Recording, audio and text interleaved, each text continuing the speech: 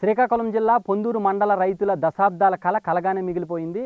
బడ్డువలస నుంచి వాటర్ని ఇటువైపు తీసుకుని వస్తే సుమారు 10 నుంచి 12,000 ఎకరాలకు సాగునీరు అందించవచ్చని రైతులు చెప్తున్నారు. అయితే ఈ సమస్య పరిష్కారం కాకపోవడానికి ఉన్న సమస్యలు ఏంటి, ఒకవేళ పరిష్కారం అయితే ఎలాంటి పరిస్థితులు వస్తాయి, ఆర్థిక పరిస్థితి ఎలా మెరుగవుద్ది అనేది మనతో రైతులు ఉన్నారు, వాళ్ళని అడిగి తెలుసుకుందాం.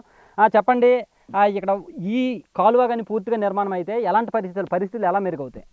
ఇది దశాబ్దాల కాలం అలాగా నిర్లక్ష్యంగా ఒగ్గేశారు. అంటే ఉన్నీలే ఏ గవర్నమెంట్ కూడా పట్టించుకోలేదు. ఎప్పుడు గొల్లూరు శ్రీరామనాయుడు గారు దీన్ని శంకుస్థాపన చేశారు. ఆ శంకుస్థాపనకే కొంతవరకు తవ్వారు. అప్పుడు తెలుగుదేశం అలాగే, మళ్ళీ తర్వాత కాంగ్రెస్ హయాంలోనే అలాగే, మొన్న వైఎస్ఆర్ పార్టీ అంబటి రాంబాబు గారు వచ్చి దీన్ని పూర్తి చేసేస్తామని చెప్పేసి వాగ్దానాల వరకే పరిమితం అయ్యింది.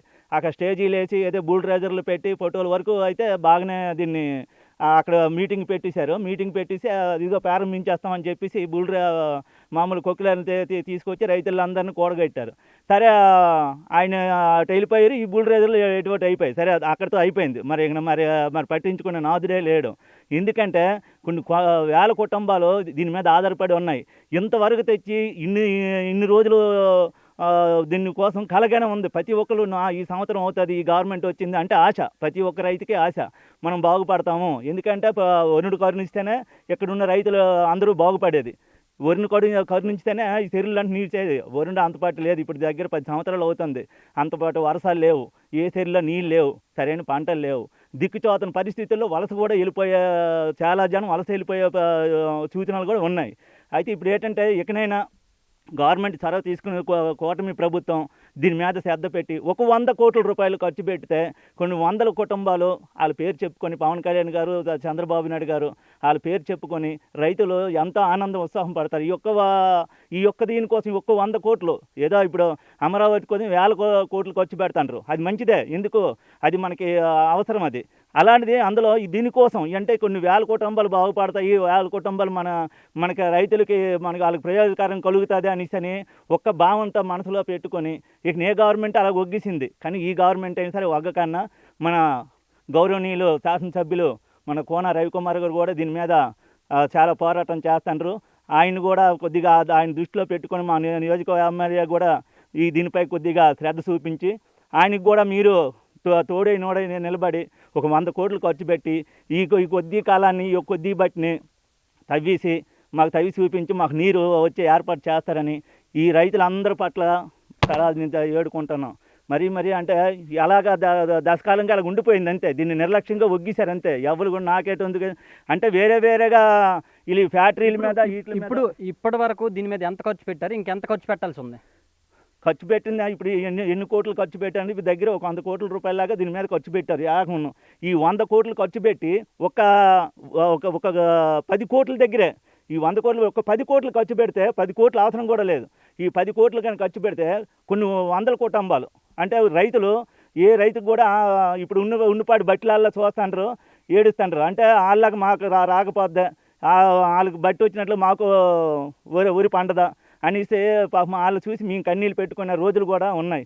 ఇప్పటికీ అదే పరిస్థితి. ఆకులైతే పోసాం. ఒకవేళ ఇక్కడ వర్షం పడింది, ఈ బట్టి కంప్లీట్ అయ్యింది అంటే ఇక్కడ ఎన్ని పంటలు పండే అవకాశం ఉంది? ఇక్కడ మొత్తం ఎన్ని ఎకరాలు తడిచే అవకాశం ఉంది?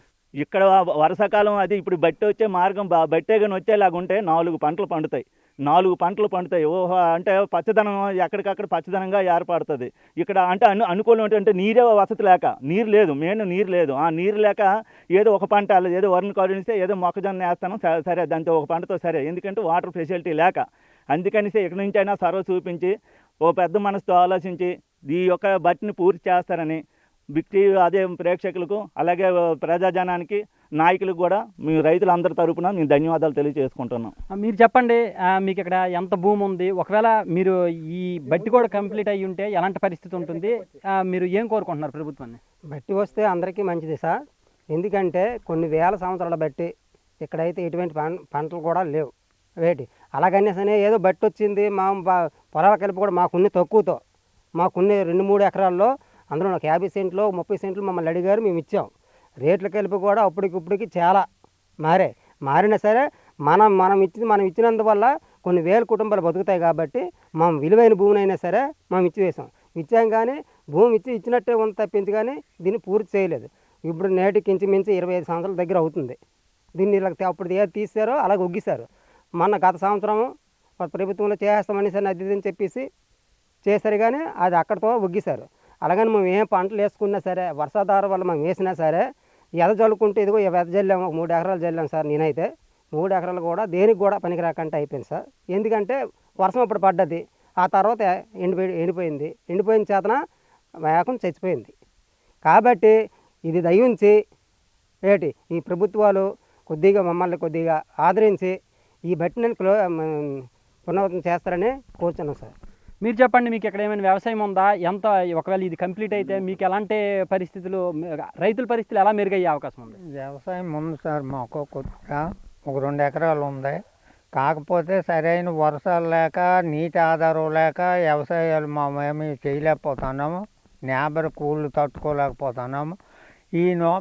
ఈ భూములు ఇచ్చినాము, మాకు ఏదో పంటలు కలిసి వస్తాయి, మాకు బట్టి వస్తుందని ఎంతో ఆశపడి చాలా తక్కువ రేటుతో మేము వ్యవసాయ భూములు మేము గవర్నమెంట్కి ఇచ్చాము. ఆ భూములు ఇచ్చిన తర్వాత ఇన్ని సార్లు కూడా బట్టి 3 సార్లు ప్రారంభించారు, ఆపేస్తున్నారు. ఈ బట్టిని పూర్తి చేయలేదు. మేము ఎంతో ఆశపడి మేము ఇచ్చిందల్లా మా ఆశలల్లా నిరాశలు చేశారు. ఇప్పుడు కూడా మాకు ఈ బట్టి పూర్తయితే మా కుటుంబాలల్లా ఆ చంద్రబాబు నాయుడు అయితే కానివ్వండి, రాజశేఖర ఏమైనా జగనే కానివ్వండి, ఎవరి వల్ల కూడా మాకు న్యాయం జరగలేదు.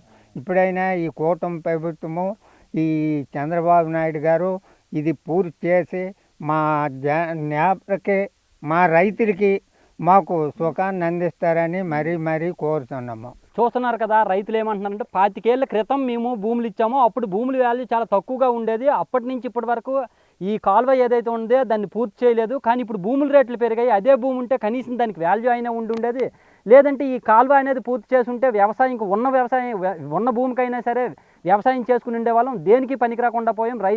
ప్రభుత్వం ఇప్పటికైనా సరే స్పందించి ఈ కాలువను పూర్తి చేస్తే మేము సంవత్సరానికి 4 పంటలు పండించుకుంటామని చెప్పి రైతులు చెప్తున్నారు. కెమెరామెన్ నాగరాజుతో సన్ముఖ్, బిగ్ టీవీ, శ్రీకాకుళం నుంచి. For more videos like this, subscribe Big TV channel.